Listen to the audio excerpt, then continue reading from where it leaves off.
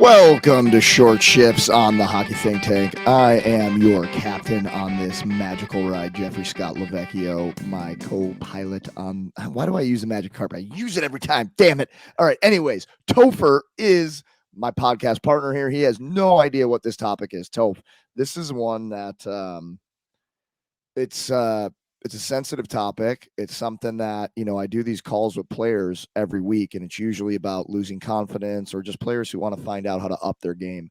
And I had a call with a young player, and this is the second time I've had a call with him, and the same thing came up again. And he's getting a little bit like bullied on the team. Some kids on his team are absolute buttheads. So, my question for you is, you got kids on the team that are a-holes, buttheads, teenagers, early teens, and they're acting like some teenagers do. How do you as a parent approach this with your player? And then how do you as a coach approach it? And if you were the player, how would you approach it? Man, this is such a good topic. And honestly, it's a really hard one for me to talk about because my little brothers were bullied. And so I want to talk to the kids out there right now because this is something that really hits home for me because I've sat there and held my little brother who was 15 years old in my arms, bawling, crying because of the bullying that happened within a hockey locker room. The kids on his team pissed in his gloves. Legit pissed in his gloves thinking that was funny. Now, for those that don't listen to the podcast or haven't listened to like my brothers have special needs, okay? High functioning special needs, but they have special needs.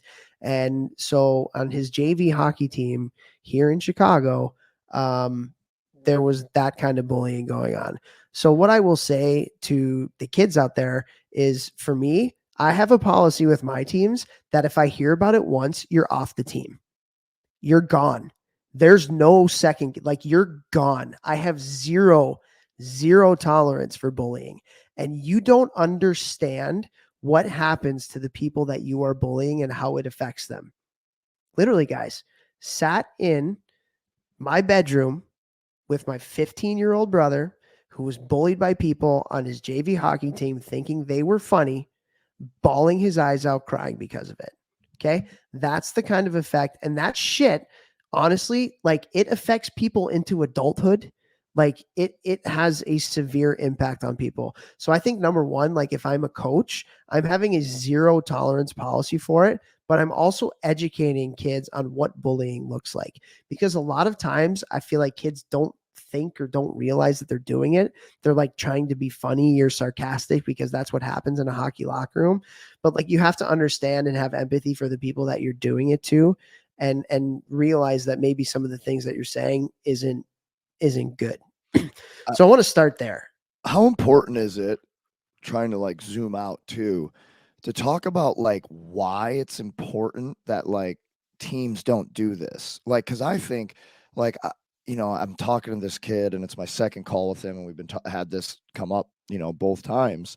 And I'm just thinking like, as a coach, like you also want to give the why and the how and things like that. Like you're saying, like how, like what does bullying look like? And also like, guys, if you do this at work when you're older, you're fired, you're gone. Like they're going to go to HR, you're fired. Like, or if we want to win more games. Like, do you think like you guys not being friends and everybody helping everybody, like that's better? Like if you guys like each other, you're pushing each other to be better. You like making fun of another kid and going at him and things like that. Is there any good that comes from that at all? And like, I think breaking it, you need like coaches, I think you need to break it down more on like why you don't do it and the bad things that happen, the consequences, and also the positives that happen and the experience for everyone, players, parents, and coaches on a team, and how that changes when the dynamic is positive. And I'm not saying through anything like that, like give everyone trophies, but just like we're here together to help each other and go in the same direction. I think that needs to be talked about more. For sure. And talking about the dynamics of a locker room, particularly at the teenage years, because teenagers have, whether it's boys or girls, there's a tendency to get a little nasty with some of the bullying type stuff. And really just educating people on what it looks like, I think goes a long way and how it can have an effect on people, as you're doing it. And man, oh God, this is such like a hot button thing that makes me emotional because I've been there. and it's not pretty. It really isn't. And so yeah, I would encourage coaches to just define what your standards are for what a locker room should look like. Define what bullying is, and if you ever hear it, like, there's zero tolerance, man, like zero tolerance for it. Because like I said, I think kids do it to try to be funny. They don't really think or realize that they're bullying, but they are. And like, some of the best times in the locker room is ribbing guys and like telling jokes and like at each other's expenses and stuff. But there can be a fine line with that between sarcasm and bullying. And so I think really laying out for the kids what that looks like and what that means is important. Yeah, because like Toph said, like it can be a fine line, and some of the most fun times when everybody's chirping each other, right? And like that's not necessarily bullying, but like you gotta kind of define like what is bullying and how does that look and what does it mean on your team, or else nobody will know. And like I said too, like I think it's so important to talk about why is it bad, what happens from it, and what does it look like, and what do we do as a team? Where do we go if we do the opposite? If everybody supports everybody, everybody's pushing everybody to get better, from the parents on down to the players, right? I think that can change the mindset around how the players talk to each other. I Yeah. think. Yeah. It's funny. You talk about the olden days. What do you do to the bullies in the olden days? You fight them. You fight them. Yeah. You stand up to them. Very Like, much. I'm not gonna stand for this. Yeah. Now, I can get you in a lot of trouble today, so that's a little bit tough to sit here and recommend fighting somebody that's a bully. But that's typically when the bullies stop. Once they get smacked around a little bit, they understand that their actions have consequences, and I do miss that a little bit. I do miss that little old schoolness a little bit. Um, I mean, I talked to this guy's mom and his dad, and I told him what I told their son. And I also told him that, he should take boxing lessons, not so that he could fight, but to build self confidence just within himself, which I think is massively important. And that really helped me build self confidence when I was in juniors taking boxing lessons. I didn't fight a lot. I did fight a decent amount, especially because we fought in practice in Omaha a lot. But like, it just gave me more confidence just walking around in the world too. So that was something that I told him. But I also said, if you catch that kid with his head down in practice, and it's the same kid who bullies you a lot, oh green yeah, light, smoke them. green, green light. And they got cages on too. Don't be afraid to cross check them in the face. Parents, you might not want to hear that, but like sooner, if you're also like, I don't know, man. Also, if your kid never stands up for themselves in sports, they're going to let people walk all over them the rest of their life too. Obviously, that's a conversation between mom, dad, and the player, and how do you handle these things. But I mean, I know what I'd be telling my kid: green light. Yeah. Yeah. I think another thing too that's important to talk about is like, hurt people hurt people. What's going Mhm. on in this kid's life where he feels like Yeah. he needs to take out his shit on somebody else, you Hmm. know? I also think it's a real big cop out for those kids to do it to the weaklings of the group. And I don't mean like weaklings as you know what I mean? Like, typically, Yeah. like, you're not Yeah. bullying the strongest person in the room. Typically Right. you're bullying the person who you think you can beat up because you're not tough. Right. But I think, like, understanding that, like, hurt people, man. And whatever that kid is doing to bully the other person, they got some stuff going on in their life. So for the adults in the room, talking to those people about, like, hey, like, what's behind you talking to this kid like that? What's Yeah. behind you taking out all of your aggression or taking out all of your issues on this kid? Like, what are the issues that you're trying to get out here? It's almost like Hmm. when people are bullying, it's almost like a call for help. Right.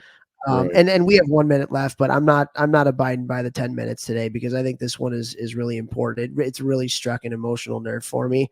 And like, I would say for the kids out there that this is happening to, um, be better than them. You might not be better than them right now, but work your ass off and be better than them, because that's what a lot of times bullies are afraid of. They're afraid of you. They're scared of you, and that's why they're bullying you. And if you put everything you have into, like, competing with that person, whoever it is that's bullying you, you're going to show them at some point, and you are going to pass them at some point. And then once you do you have any idea how good that's going to feel when Oh, they're in your freaking rear view mirror and you say, hey, remember me? Yeah, I'm the one you used to bully. how's it going now, you failure? How's it going? Bang. And so I just, man, use it I, use it I as think motivation if you can. I I know like it can be hard, and like it's easy to talk about it. It's really easy to talk about it. It's really hard to be the one that's actually going through getting bullied at the end of the day. But like if maybe there's somebody listening, I'm sure there is with the amount of people that listen to our podcast, like I'm sure there is somebody that's going through something like that right now. Be better. You will be better than that person. You will be at some point if you choose. Take that person that's bullying you and do everything better than them. Work harder than them. Put in more time than them. You're gonna pass them because and people who use bully them. are insecure. People who bully have crap going on in their own lives, and they're not putting their best foot forward. Obviously, if they're treating people like that. And use them as motivation. Like eh, eh, there's a cliche saying, but it's like probably the most important thing that I've ever learned. It's not what happens to us, it's how we react to it that will decide who we are, where we get to in life, all these things. Our happiness even. It's not what happens to us. Like you can't always change those things, but you can always decide and control how you react to things. So like, okay, this bad thing happened to you. So I say like, well, let's find a way to use it for good. See that kid's face every time you're in the gym lifting weights. See that kid's face when you go for a run. See that kid's face, not in an unhealthy way, but in a way that I'm not going to let that happen again, or I'm going to get better. Like Toph said, do everything better than them. So you had a negative thing happen to you. You can't change that it happened, but you can use that dark energy as motivation as long as it does not consume you. Use it when you need it. I mean, I say guys all the time in the gym, think about somebody you hate when we're doing med ball stuff, and I want you to put that med ball through their face, quote unquote, whether that's the floor or the wall. I say it all the time, and especially when I train girls, they throw the ball way harder. So I don't know what it is with girls and that, but I'm like, think of that girl on it. And I'll be like, what team did you guys lose to last year? And this, they're like Milwaukee. And I'm like, that's number 16 on Milwaukee's face right there. Put the ball through her face. And they all throw it way harder. So use that dark energy.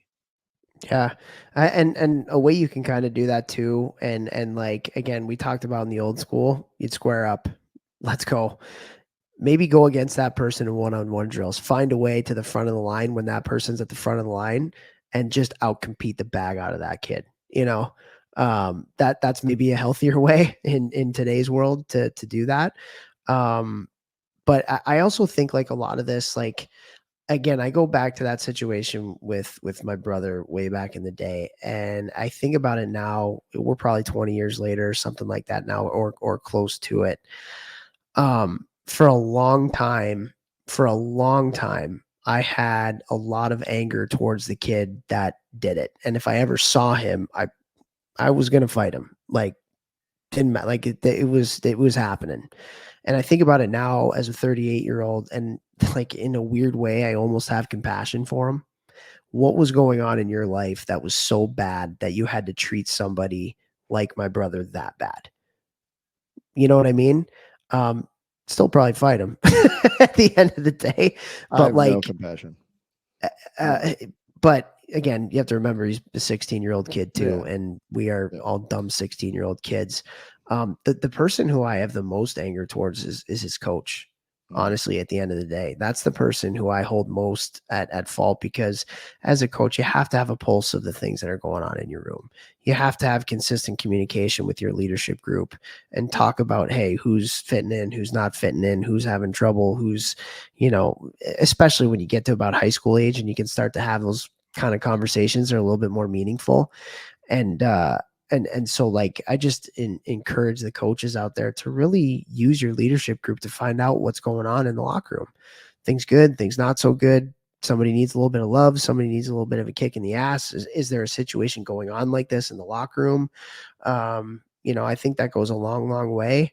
And so it's a big responsibility of the coach to really know the pulse and to know if stuff like that is going on. And I would consider it, if I was a coach and stuff was like that was happening in my room, I would consider it a massive failure on my part, an absolute massive failure on my part. And I would not be able to forgive myself if a kid had those feelings on my team.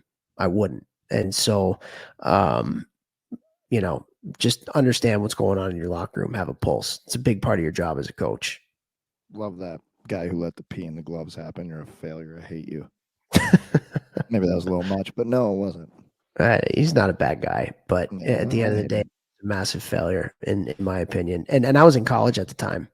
I was in college at the time that this stuff was going on, and it was hard for me to do anything about it being so far away. And then when I came home for Christmas, that's when, it kind of, really heard about it, and, sitting there and my brother's crying and this and that. But it's something I'll never forget, man. It's something I'll never forget. And because of that, it's something I'm very, very emotional and very passionate about. Make sure there's no bullying going on in your locker room, guys.